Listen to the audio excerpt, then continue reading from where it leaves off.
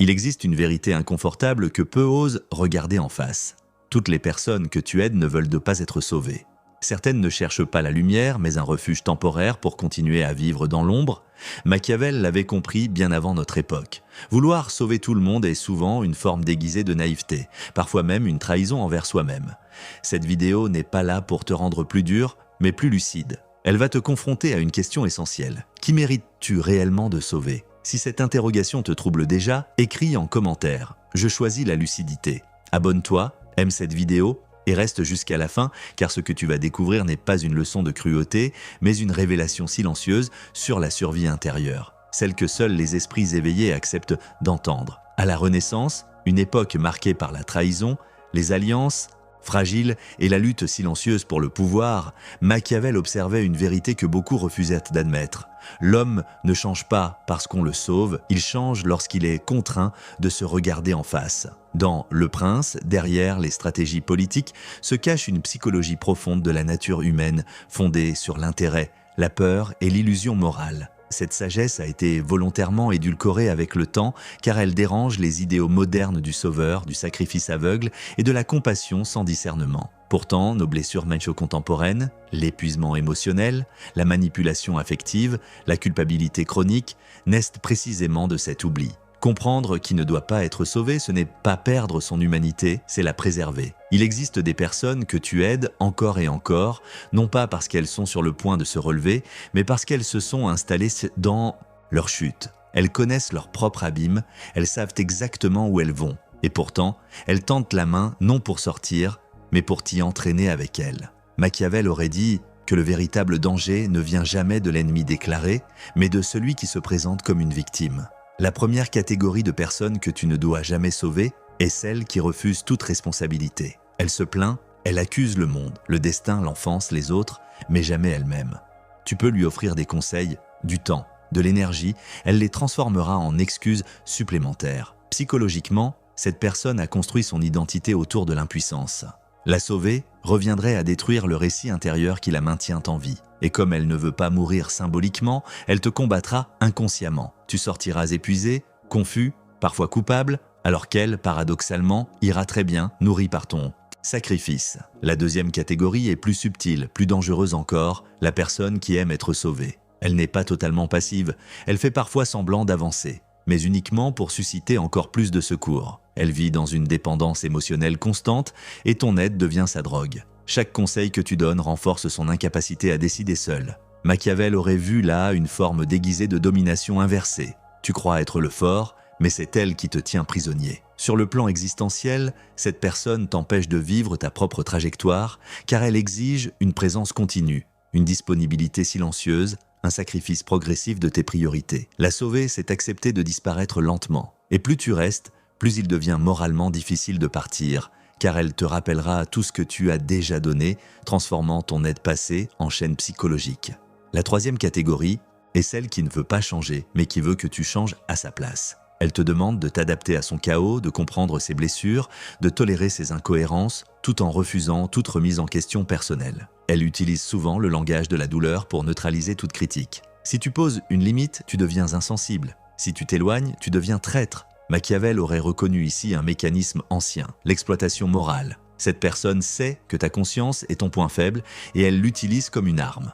Psychologiquement, elle projette son propre conflit intérieur sur toi, te transformant en champ de bataille. La sauver est impossible car elle ne cherche pas la guérison mais un témoin permanent de son désordre. Et tant que tu restes, elle n'a aucune raison de changer. La quatrième catégorie est celle qui te fait croire que sans toi, elle s'effondrera. Elle ne le dit pas toujours explicitement, mais tout dans son comportement le suggère. Elle crée une atmosphère d'urgence émotionnelle, une peur constante de l'abandon. Tu deviens responsable de sa stabilité, parfois même de sa survie symbolique. C'est ici que la leçon de Machiavel devient la plus dure. Celui qui te fait porter sa vie sur tes épaules te prépare à porter sa chute. Cette personne ne te voit plus comme un être libre, mais comme une fonction. Et le jour où tu faibliras, elle te reprochera ce qu'elle n'a jamais voulu assumer. Sur le plan intérieur, ce type de relation crée une fatigue profonde, une anxiété diffuse, une perte de clarté. Tu ne sais plus si tu aides par amour ou par peur. Et quand l'aide naît de la peur, elle devient une prison. La cinquième catégorie est celle qui transforme ton aide en dette éternelle. Elle n'oublie jamais ce que tu as fait pour elle, mais pas pour te remercier. Pour te le rappeler, chaque geste devient un levier de contrôle, chaque sacrifice passé est utilisé pour t'empêcher de poser des limites présentes. Machiavel aurait compris que la gratitude forcée est une illusion dangereuse. Cette personne ne veut pas ton bien, elle veut conserver un pouvoir moral sur toi. Elle inverse les rôles, plus tu donnes, plus tu lui dois. Psychologiquement, elle t'enferme dans une boucle où partir devient synonyme d'ingratitude, voire de trahison.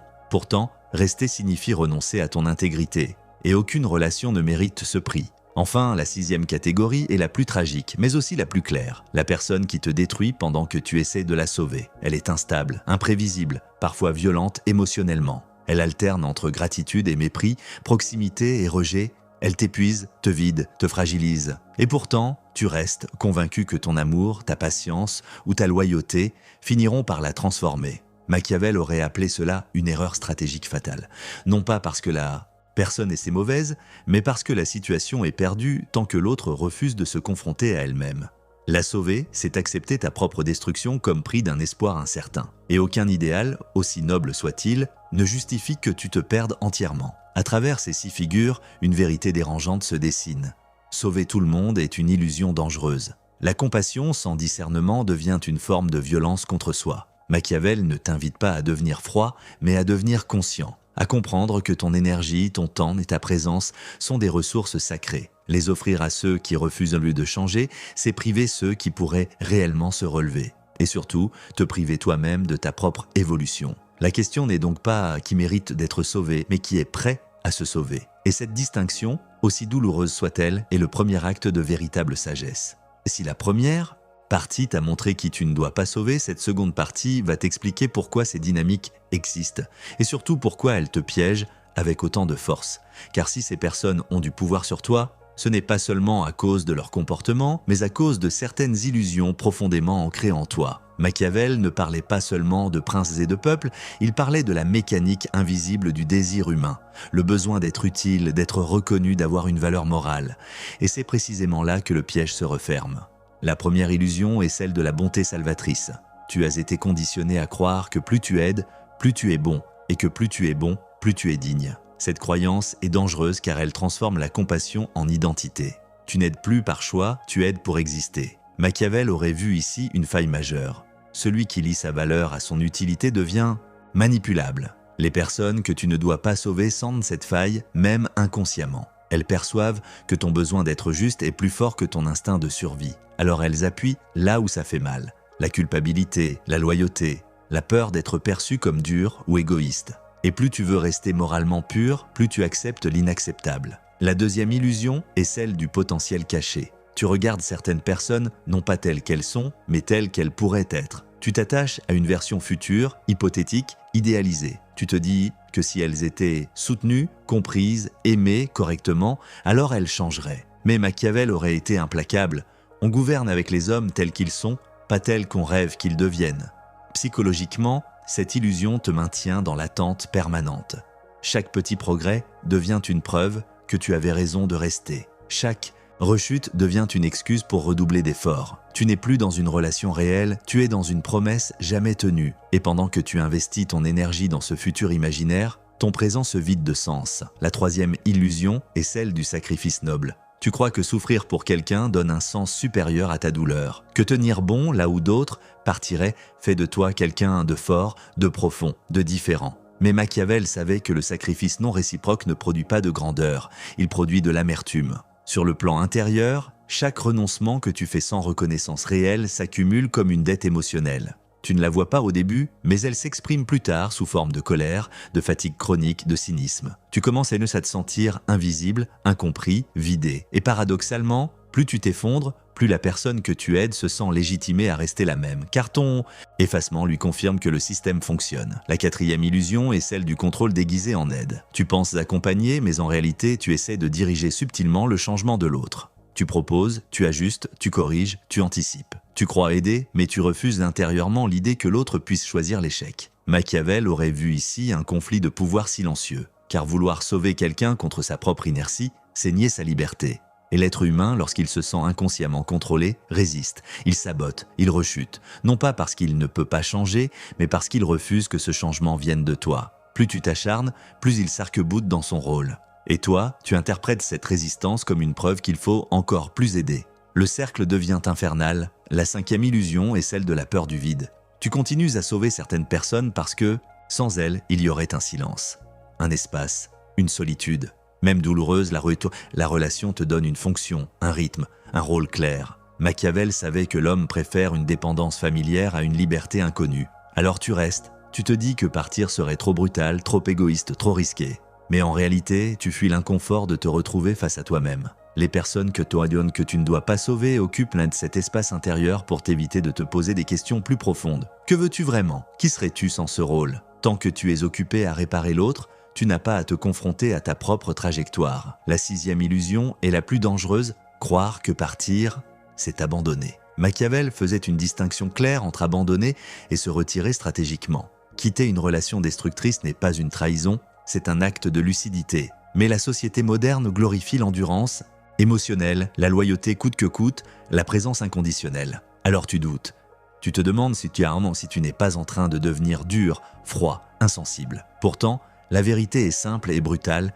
Rester là où tu te perds n'aide personne, ni toi, ni l'autre. En te retirant, tu brises un équilibre malsain. Tu retires une béquille. Et parfois, c'est précisément ce choc qui force l'autre à se confronter à lui-même. Pas toujours. Mais ce n'est plus ton combat. Ce que Machiavel nous enseigne ici n'est pas une philosophie de la cruauté, mais de la responsabilité. Chacun porte le poids de sa propre transformation. Tu peux ouvrir une porte, mais tu ne peux pas forcer quelqu'un à la franchir.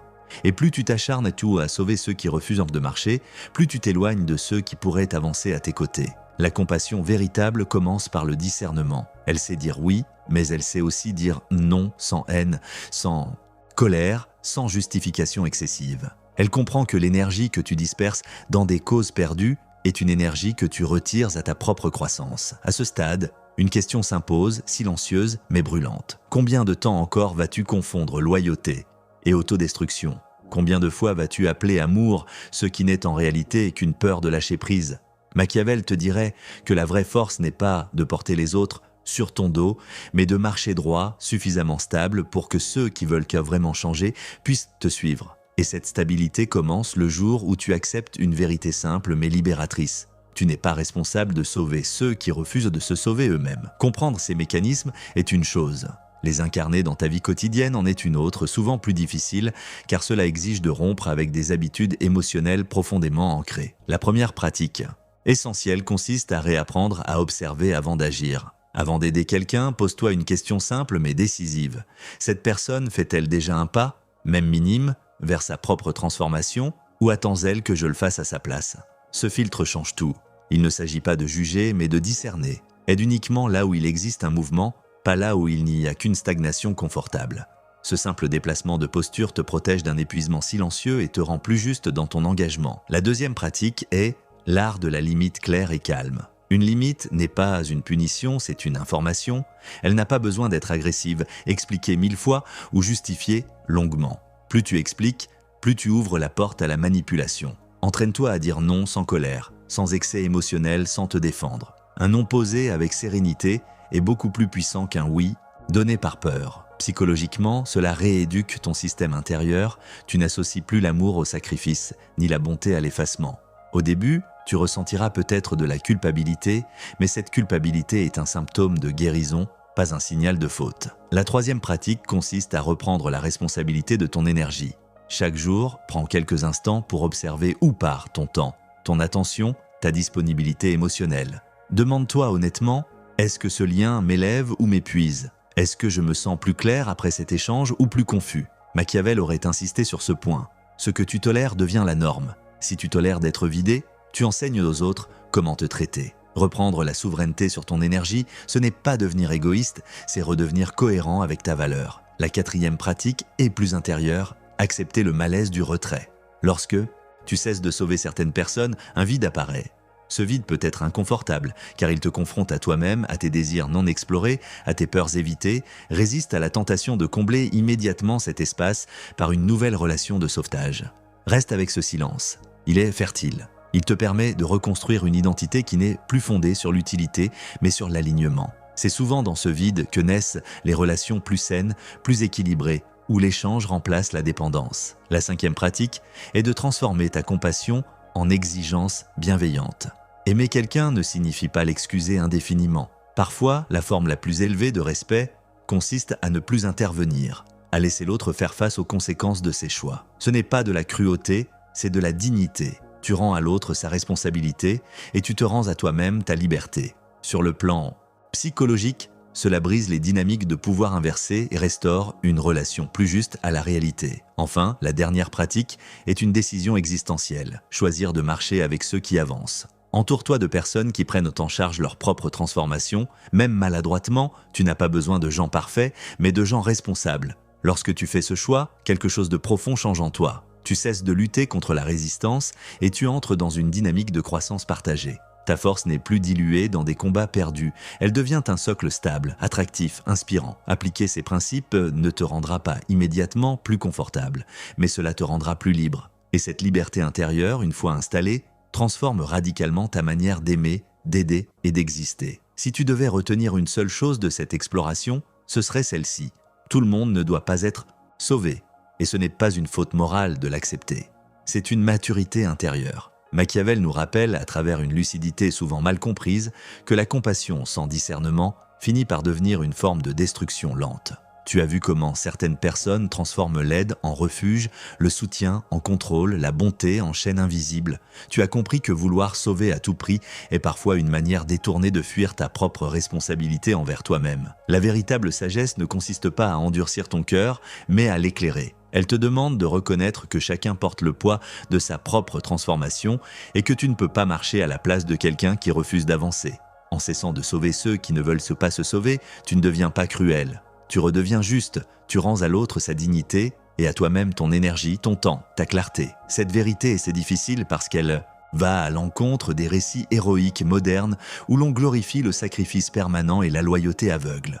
Mais regarde honnêtement ta vie. Combien de fois t'es-tu vidé pour des personnes qui n'ont jamais changé? Combien de fois as-tu appelé amour ce qui n'était que peur d'être rejeté, abandonné ou jugé? La lucidité que tu développes aujourd'hui n'est pas une fin, c'est un seuil. Un passage vers une manière plus consciente d'exister, d'aider et de t'engager. Machiavel ne te dit pas de fermer ton cœur, il te dit de le protéger, de choisir où tu investis ta force vitale, de comprendre que ta présence est précieuse et qu'elle ne doit pas être gaspillée dans des relations qui t'éteignent. Le jour où tu fais ce choix, quelque chose se réorganise profondément en toi. Tu marches plus droit, tu parles plus vrai, tu aides moins mais mieux. Alors laisse-moi te poser une dernière question, simple et dérangeante. Et si la personne que tu devais enfin sauver, c'était toi? Si cette réflexion t'a parlé, écris en commentaire « Je reprends ma responsabilité », aime cette vidéo, abonne-toi et continue ce chemin avec nous. Certaines vérités ne libèrent qu'à ceux qui osent les regarder sans détour.